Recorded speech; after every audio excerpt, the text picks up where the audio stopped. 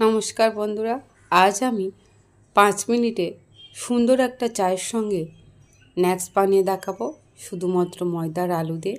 তার জন্য এখানে পরিমাণ মতো ময়দা নিয়েছি, আর ময়দার মধ্যে আমি কালো জিরে, স্বাদ মতো নুন আর 2 চামচ সাদা তেল অ্যাড করে দিয়েছি। এবার এখানে আমি উষ্ণ গরম জল দিয়ে খুব ভালো করে মেখে নেব। আপনারা চাইলে এখানে খাবার সোডাটাও দিতে পারেন আরও কেপসি হওয়ার জন্য। এটা খুব ভালো করে আমি প্রথমে মেখে নেব।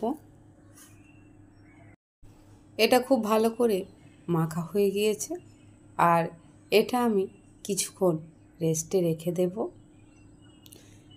এবার একটি পাত্রে আমি সেদ্ধ করা আলু নিয়ে নিয়েছি, আর আলুটা আমি আগেই সেদ্ধ করেছি।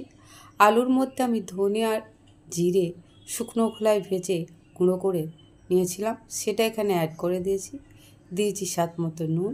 আর এখানে আমি কাঁচা লঙ্কাটা ইউজ করিনি, গুঁড়ো লঙ্কাটা দিয়েছি, আর রসুন তেল করে এখানে অ্যাড করে দিয়েছি। রসুনের ফ্লেভারটা থাকলে খুব সুন্দর আলুটা টেস্ট লাগবে। আর যে ময়দাটা আমি মাখেছিলাম সেটা ঠিক সমানভাবে দুভাগ করে আমি ভাগ করে নিয়েছি। আর এবার এটা আমি একদম পাতলা রুটির মতো বেলে নেব, তবে খুব বেশি পাতলা করব না। ঠিক একই সাইজের দুটো রুটি এরম বানিয়ে নিয়েছি।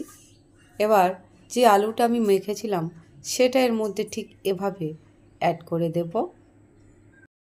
আলুটা চারিদিকটা লাগানো হয়ে যাওয়ার পর ওপর থেকে আরও একটা রুটি এখানে আমি অ্যাড করে দেব।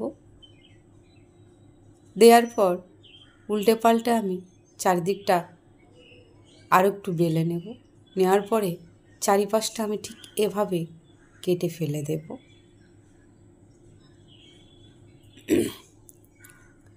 এটা আমার চারিদিক থেকে ঠিক এভাবে কাটার পর মধ্যিখানতে ঠিক এভাবে সমানভাবে একেবারে কেটে নেব, ঠিক এভাবে। এবার এটা আমি কিউব আকারে এভাবে কেটে নিয়েছি। এবার এটা আমি দুদিকে থেকে একটু হালকা করে জল লাগিয়ে এভাবে মুড়ে দেব। আবার এর পেছন দিকটা ঠিক হালকা একটু জল লাগিয়ে পেছন দিকটা ঠিক এভাবে আমি মুড়ে দেব। আর ঠিক কতটা সুন্দর দেখতে লেগেছে দেখুন বন্ধুরা। চায়ে বসিয়ে যদি এভাবে শুধুমাত্র ময়দার আলু দিয়ে স্ন্যাক্স বানানো যায় তাহলে কেমন হয় বন্ধুরা। তেলটা আমি কড়াইতে আগে দিয়েছিলাম, তেলটা গরম হয়ে গিয়েছে। এবার এগুলো আমি অ্যাড করে দিয়েছি, আর হালকা আঁচে উল্টে পাল্টে খুব ভালো করে ফ্রাই করে নেওয়ার পর এগুলো আমি তুলে নিলাম। একইভাবে আমি সবগুলো ভেজে নেব। ঠিক কতটা ক্রিস্পি হয়েছে দেখুন বন্ধুরা। শুধুমাত্র আলু আর ময়দা দিয়ে ঝটপট নাস্তা রেসিপি রেডি।